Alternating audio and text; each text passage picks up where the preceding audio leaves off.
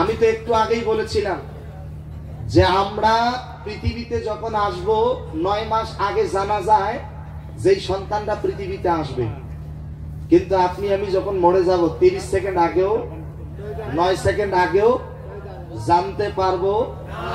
জোরে বলেন, জানা যাবে না। আজকে এরকম দেখতেছেন বাংলাদেশে আজ থেকে কয়েক বছর আগে আমি মাহফিল করতেছি, মোনাজাত করব। এই মোনাজাতের ভিতরে একটা যুবক কাঁদতে কাঁদতে এত জোরে একটা বিকট আওয়াজ দিয়েছে, আল্লাহর বান্দা সেখানে শুয়ে পড়ছে, কথা বন্ধ। মোনাজাত শেষ করলাম, সবাই ঘিরে ধরছে। আল্লাহর বান্দা যুবক 30-33 বছর বয়স হবে, হাত নেড়ে দেখে মোনাজাতের ভিতরে কাঁদতে কাঁদতে অস্থির হয়ে গিয়েছে, সে সেখানেই ইন্তেকাল করেছে। ইন্না লিল্লাহি ওয়া ইন্না ইলাইহি রাজিউন। কার কখন মৃত্যু আসবে আমরা কেউ বলতে পারবো না, কোনো গ্যারান্টি নাই। হতে পারে আপনার আমার জানাজাটাই মাঠেও হতে পারে। কথা বলেন না কেন? কথা বলেন। আমি ওমর ফারুক সিদ্দিকী আমি জীবিত আমার দেশে যাইতে পারবো কিনা কোনো গ্যারান্টি আছে? আমার লাশের কফিনটাও যেতে পারে। কিসের এত অহংকার, কিসের এত দাম্ভিকতা? মা বাবা স্ত্রী সন্তান কেউ সাথে যাবে না, আমরা রসুলের মহব্বতে বসে আছি, ওই রসুলই আমাদের সাথে থাকবেন। বলেন আলহামদুলিল্লাহ। তাই আসুন একটু দিলের কান দিয়ে শুনি, মনের কান দিয়ে শুনি। আল্লাহ রাব্বুল আলামিন বলেন, হে রাসূল আপনি বলে দিন, আল্লাহর প্রতি যারা ভালোবাসা পোষণ করে তারা যেন তুমি রসুলকে অনুসরণ করে, আর তুমি রসুলকে যারা অনুসরণ করবে আমি আল্লাহ পাক রব্বুল আলামিন তাদেরকে ভালোবাসবো। শুধু ভালোবাসবো না, আমার দিকে তাকান, আল্লাহ তাআলা বলেন ওয়ায়াগফিরু লাকুম যুনুবাকুম আল্লাহু গফুরুর রহিম। আল্লাহ তাআলা তার জীবনে সমস্ত গুনাহ খাতাগুলো মাফ করে দিবেন। বলেন সুবহানাল্লাহ। এখন আমার দিকে তাকান, বলেন তো আল্লাহর ভালোবাসা পেতে হলে রসুলকে অনুসরণ করতে হবে। কাকে অনুসরণ করতে হবে? রসুলকে অনুসরণ করতে হবে। আমার প্রিয় আসামের ভাইরা, ভারতবর্ষের ভাইরা, আমার দিকে তাকান। এখন রসুলকে অনুসরণ করব কিভাবে? লা ইউমিনু আহাদুকুম হাত্তা আকুনা হাব্বা ইলাইহি মিন ওয়ালিদিহি ওয়া ওয়ালাদিহি ওয়ান নাসি আজমাইন। তোমরা ততক্ষণ পর্যন্ত পূর্ণ ঈমানদার মুমিন হতে পারবে না যতক্ষণ পর্যন্ত তোমাদের সন্তান সন্ততি, বাবা মা, ভাই বোন এদের থেকে বিশ্ব নবীজিকে বেশি ভালোবাসতে পারবে না। আমার ভাইরা, নবীজিকে সব থেকে বেশি ভালোবাসতে হবে। মা বাবা, স্ত্রী সন্তান তাদের থেকেও বেশি ভালোবাসতে হবে। নবীজিকে সব থেকে বেশি ভালোবেসেছে হযরত বেলাল রাদিয়াল্লাহু তাআলা আনহু, যে বেলালের পায়ের ধ্বনি আল্লাহর নবী আরশে আজিম গিয়া শুনতে পেয়েছে। জোরে বলেন আল্লাহু আকবার। হযরত বেলাল রাদিয়াল্লাহু তাআলা আনহু নবীজিকে ভালোবাসার কারণে হযরত বেলাল রাদিয়াল্লাহু তাআলা আনহুকে কাফির মুশরিকরা ধরে নিয়ে গেছে। দুইটি হাত দুইটি পায়ের মধ্যে লোহার পেরেক তার কাটা মেরে দিয়েছে। বেলালকে ডাক দিয়া বলে, বেলাল বলো তুমি ইসলাম ছেড়ে দিবে কিনা, কোরআন ছেড়ে দিবে কিনা, নবীর মহব্বত ছেড়ে দিবে কিনা? হযরত বেলাল বলেন, জীবন দিব, বাতিলের কাছে মাথা নত করব না। এক পর্যায়ে বেলাল বলেন, আহাদ আহাদ আহাদ কুল হুয়াল্লাহু। এই কথা বলার কারণে হযরত বেলালের জিহ্বাটা টান দিয়া বের করে জিহ্বার মধ্যে লোহার পেরেক তার কাটা মেরে দিয়েছে। এরপর হযরত বেলাল ইসলামকে ভালোবেসেছে, কোরআনকে ভালোবেসেছে, নবীকে মহব্বত করেছে, যেই কারণে আল্লাহু আকবার বেলাল রাদিয়াল্লাহু তাআলা আনহু তিনি আল্লাহর নবীর পক্ষে স্লোগান দেওয়ার কারণে তিনি বাতিলের কাছে মাথা নত করে নাই। হযরত ওমর রাদিয়াল্লাহু তাআলা আনহু জামানায় হযরত ওমর বলে, ও আমার সাথীরা শোনো, ইসলামের জন্য সব থেকে বেশি কষ্ট করেছে হযরতে বেলাল। এই কথা বলার সাথে সাথে হযরতে খাব্বাব রাদিয়াল্লাহু তাআলা আনহু দাঁড়িয়ে গেছেন, বলতেছেন, আব্বাই ইয়া রাসূলুল্লাহ আপনি হযরত বেলালের কথা বললেন, আমি খাব্বাবের কথা বললেন না কেন? হযরতে খাব্বাব বলে, শোনো। হযরতে বেলাল বলে, হযরতে ওমর বলে, শোনো, বেলাল ইসলামের জন্য কষ্ট করেছে সবার জানা আছে, কিন্তু তুমি খাব্বাব কি কষ্ট করেছো এটা তো আমাদের জানা নাই। ও শিলচরের ভাইরা, একটু হৃদয় দিয়ে ভালোবাসা দিয়ে কথাগুলো শোনেন। হযরতে খাব্বাব সঙ্গে সঙ্গে তার গায়ের জামাটা খুলে দিলেন। হযরত ওমর তাকায় দেখে হযরতে খাব্বাবের পিঠের মধ্যে গোশত নাই, কোমরের মধ্যে গোশত নাই, পিঠের মধ্যে বিশাল বড় বড় গর্ত দেখা যায়। ডাক দিয়া বলে, খাব্বাব রে, তোমার পিঠের মধ্যে বিশাল বড় বড় গর্ত, কোমরের মধ্যে গোশত নাই, তুমি কেমনে বেঁচে আছো? হযরতে খাব্বাব উত্তরে বলেন, আমিরুল মুমিনিন, আমি শুধুমাত্র কেবলমাত্র আল্লাহ তাআলার রহমতে পৃথিবীতে বেঁচে আছি। ও খাব্বাব, তোমার এই অবস্থা হলো কেমনে? হযরতে খাব্বাব চোখের পানি ছেড়ে দিয়ে কেঁদে কেঁদে বলেন, আমিরুল মুমিনিন, ইসলামের পক্ষে, তাওহীদের পক্ষে, নবীর ভালোবাসার পক্ষে স্লোগান দিতে গিয়া বাতিলরা আমাকে মরুভূমির বালুর উপরে ধরে নিয়ে গেছে।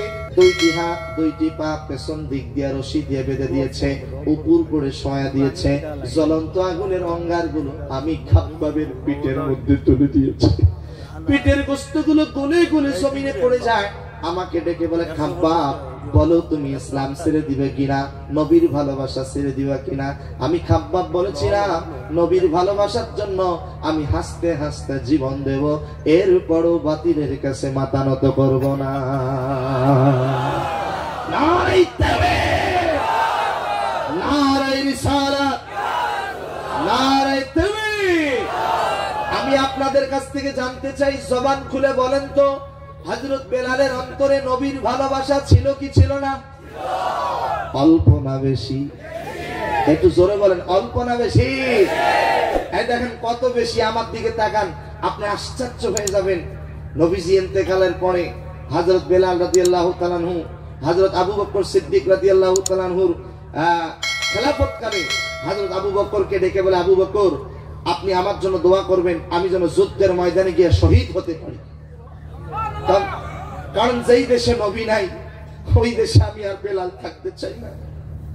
যেই নবীকে আর দেখতে পারি না, আমি ওই মদিনায় থাকতে চাই না, বেঁচে থাকতে চাই না। হযরত আবু বকর দোয়া করছে, কিন্তু ভাগ্যের কি নির্মম ইতিহাস। আমার দিকে তাকান, হযরত বেলাল যতটা যুদ্ধে গিয়েছে, প্রতিটি যুদ্ধে সে বিজয় লাভ করেছে। আরেকটু জোরে বলে। হযরত বেলাল এবার মন খারাপ করে তিনি চলে গেলেন দামেস্কতে। কোথায়? দামেস্ক। 6 মাস মতান্তরে 11 মাস তিনি দামেস্কতে অবস্থান করলেন। হঠাৎ একদিন স্বপ্ন যোগে দেখতেছে রাসূল তার কাছে চলে এসেছে। রাসূল তার কাছে এসেছে। রাসূল এসে বলতেছে, বেলাল, তুমি কি মদিনার কথা ভুলে গিয়েছো রে বেলাল? তুমি কি মদিনায় ফিরে আসবে না? হযরত বেলাল স্বপ্ন যোগে নবীজিকে দেখে তিনি আর দেরি করে না, সঙ্গে সঙ্গে ফজরের নামাজ আদায় করে মদিনার দিকে রওনা করেছে।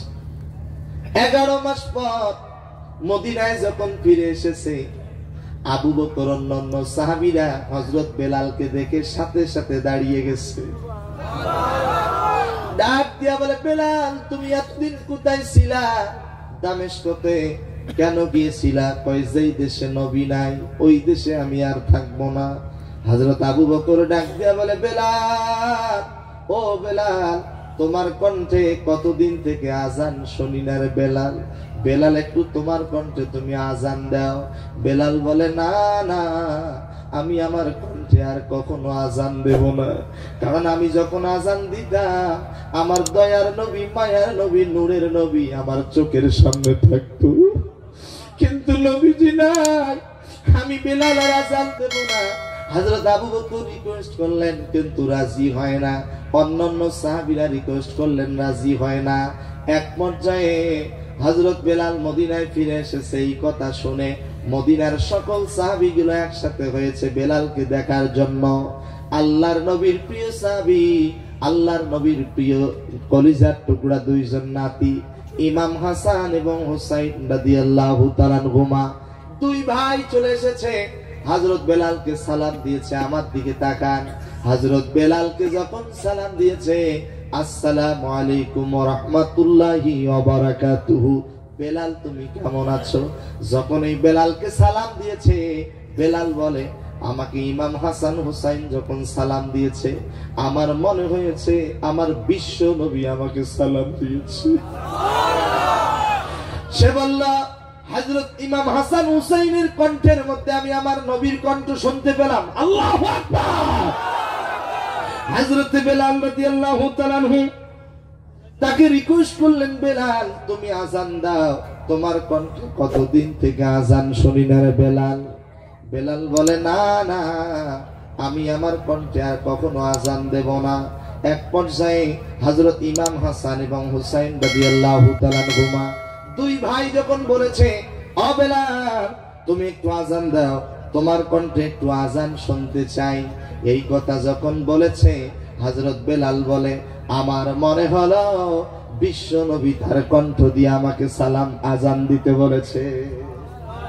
বলেন না মারহাবা, আরেকটু জোরে বলেন মারহাবা।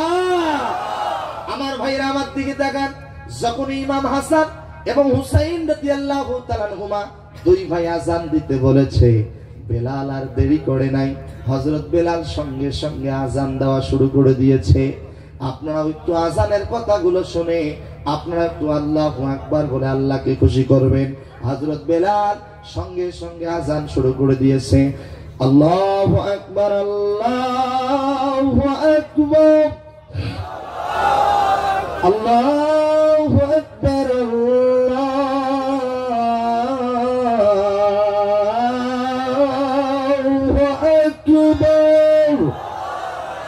একটু জোরে বলেন না আল্লাহু আকবার। আজান শুনলে ভালো লাগে না খারাপ লাগে? আপনারা জেনে খুশি হবেন, বিগত কয়েকদিনের ভিতরে আজান শুনে ওয়ার্ল্ডের ভিতরে কয়েক হাজার অমুসলিম ইসলাম ধর্ম কবুল করেছে। আরেকটু জোরে বলেন আল্লাহু আকবার। আশহাদু আল্লা ইলাহা ইল্লাল্লাহ,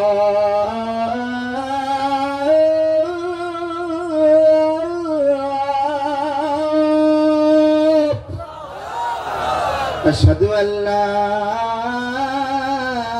ইলাহা ইল্লাল্লাহ।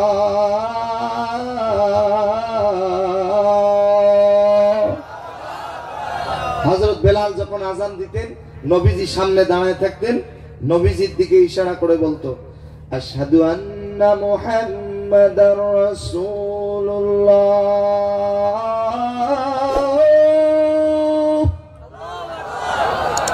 হযরত বেলাল আজান দিচ্ছে, নবীজির দিকে তাকাচ্ছে, দেখে নবীজি সামনে নাই। হযরত বেলাল হাউমাউ করে কান্না করতেছে।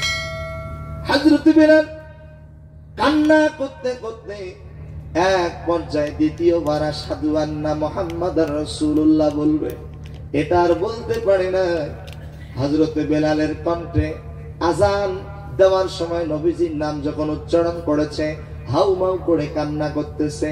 নবীজির কান্না দেখে, হযরত বেলালের কান্না দেখে হযরত আবু বকর কান্না করে, ইমাম হাসান হুসাইন কান্না করে, অন্যান্য সাহাবীরা কান্না করে। আসাদুল বুকাই ফিল মাদিনা, মদিনার সবচেয়ে কান্নাওয়ালা দিন ছিল ওই দিনটা। নবীজির কথা মনে পড়েছে, সবার চোখে পানি।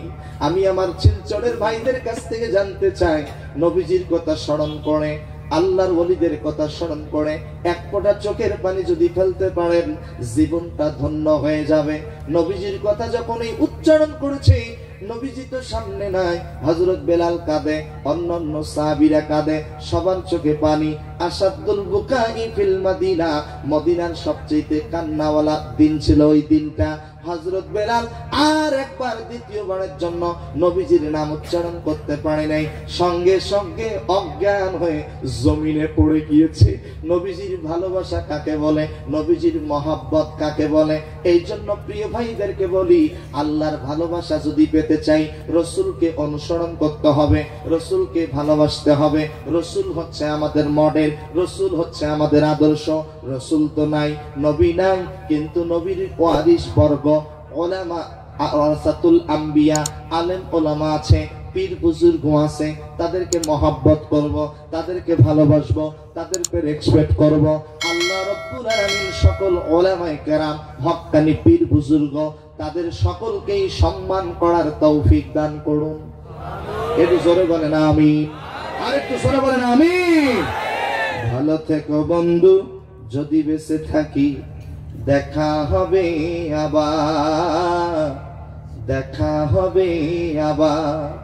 চারিদিকে মৃত্যুর হাহাকার শুনি, ক্রন্দন হৃদয়ে সবার। মনটারে ধুয়ে মুছে সাফ পড়ে নাও, মনটারে ধুয়ে মুছে সাফ পড়ে নাও, বেলা বুঝি হয়েছে যাওয়া। দেখা হবে আবার, দেখা হবে আবার, দেখা হবে আবার, দেখা হবে আবার। দুনিয়াতে দেখা না হলেও আল্লাহ তাআলা যেন আমাদের সকলকে একসাথে জান্নাতের ময়দানে দেখা করার তৌফিক দান করে। এটা সবাই বলেন আল্লাহুম্মা আমিন। সকলেরই সুস্বাস্থ্য দীর্ঘায়ু কামনা করে বিশেষ করে এই মাহফিল কমিটিকে, যুবকদেরকে ধন্যবাদ জানিয়ে, যারা এই মাহফিলের জন্য অক্লান্ত পরিশ্রম করেছেন, সময় দিয়েছেন, অর্থ ব্যয় করেছেন, এত সুন্দর একটি জান্নাতের বাগান সাজিয়েছেন, এবং যারা এই গভীর রাত আরামের ঘুম হারাম করে, আরামের বিছানা হারাম করে চাতক পাখির ন্যায় যারা বসে আছেন, সকলের সুস্বাস্থ্য দীর্ঘায়ু কামনা করে আমার আলোচনা এখানেই সমাপ্ত করছি। ওয়া আখির দাওয়ানা আলহামদুলিল্লাহি রাব্বিল আলামিন। মেহমান এসেছে, তিনি কথা বলবেন, তার কণ্ঠে কথা শুনবেন ইনশাআল্লাহ। এখন একটু মুত্তাসার দোয়া করব যে ইনশাআল্লাহ সবাই আস্তাগফিরুল্লাহ পড়েন। আস্তাগফিরুল্লাহ আল্লাযী লা ইলাহা ইল্লা হুয়া আতুবু ইলাইহি লা হাওলা ওয়ালা কুওয়াতা ইল্লা বিল্লাহিল আলিয়্যিল আযীম। দুরূদ ইব্রাহিম পড়ি। আল্লাহুম্মা محمد وعلى ال محمد كما صليت على ابراهيم وعلى ال ابراهيم انك حميد مجيد. اللهم بارك على محمد وعلى ال محمد كما باركت على ابراهيم وعلى ال ابراهيم انك حميد مجيد. اللهم امين. ربنا ظلمنا انفسنا وان لم تغفر لنا وترحمنا لنكونن من الخاسرين. ربنا آتنا في الدنيا حسنة وفي الآخرة حسنة وقنا عذاب النار. رب ارحمهما كما ربياني صغيرا. সবাই পড়েন رب ارحمهما كما ربياني صغيرا. ربنا لا تزغ قلوبنا بعد إذ هديتنا وهب لنا من لدنك رحمة إنك أنت الوهاب.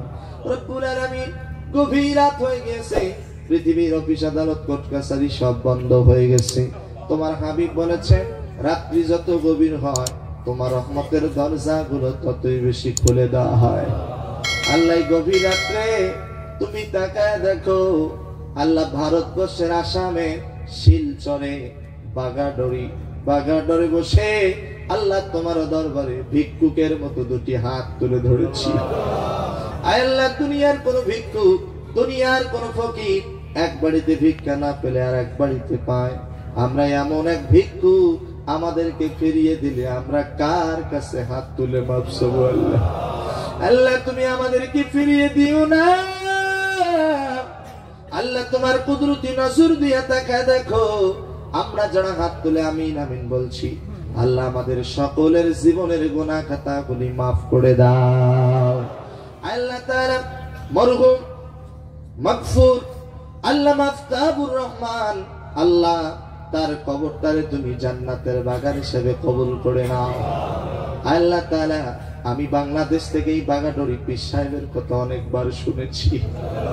আয় আল্লাহ, তোমার একজন প্রিয় গোলাম ছিল। আয় আল্লাহ, সেই কাতারে আমাদের সকলকে তুমি শামিল করে নাও। রব্বুল আলামিন, তার খানদান এখনো পর্যন্ত যারা আছেন, বিশেষ করে আমাকে যিনি স্নেহের মতো স্নেহ করেন, মুরব্বী বর্তমান যিনি সাহেবজাদা রয়েছেন পীর সাহেব মাবরুর, আল্লাহ তাআলা তুমি তার নেক হায়াত দান করে দাও। আল্লাহ তার পরিবারকে তুমি হেফাজত করো। আল্লাহ এই ভারতবর্ষের মুসলমানদেরকে আল্লাহ তুমি হেফাজত করো। আসাম রাজ্যের মুসলমানদেরকে আল্লাহ তুমি হেফাজত করো। গোটা পৃথিবীর মুসলমানদেরকে আল্লাহ তুমি হেফাজত করো। বিশেষ করে আল্লাহ ফিলিস্তিনের মুসলমানদেরকে আল্লাহ তুমি হেফাজত করো। হে আল্লাহ, ফিলিস্তিনের কথা মনে পড়ে গেল। আল্লাহ আমাদের সন্তানগুলিকে আমরা কোলে নিয়ে আদর করি, কিন্তু ফিলিস্তিনে তার সন্তানগুলো শহীদ হয়েছে। সন্তানের লাশ শহীদ, সন্তানের লাশটা কোলের মধ্যে নিয়ে বারবার চুমু খায়।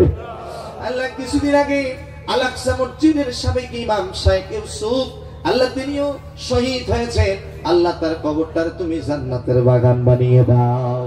আল্লাহ ভারতবর্ষে যত পীর আউলিয়া বুজুর্গ আছে, আল্লাহ তুমি তাদের নেক হায়াত বাড়িয়ে দাও। আল্লাহ তাআলা পরিশেষে দোয়া করি, জীবনে আর কোনোদিন দেখা হবে কিনা জানি না, এই দেখা জীবনের শেষ দেখা হতে পারে। আল্লাহ মুসাফিরের হালতে তোমার কাছে একটাই দাবি, আল্লাহ আমাদের সকলকে তুমি এই মাহফিল থেকে বাড়িতে যাওয়ার আগে নিষ্পাপ বানিয়ে দাও। আল্লাহ আমাদের জীবনের গুনাহগুলি মাফ করে দাও। আয় আল্লাহ, এই গভীর রাত্রে তোমাকে সবাই মিলে ডাকতেছি। আমার প্রিয় ভাইরা মাথাটা নিচু করে দেন, চোখ দুটো বন্ধ করে দেন, হাত দুটো উঁচু করে দেন। সবাই একটু আল্লাহকে ডেকে বলেন, আল্লাহ আল্লাহ আল্লাহ আল্লাহ। তুমি বলেছো ফাযকুরুনি আযকুরুকুম ওয়াশকুরুলি ওয়ালা তাকফুরুন। আল্লাহ তোমাকে স্মরণ করেছি।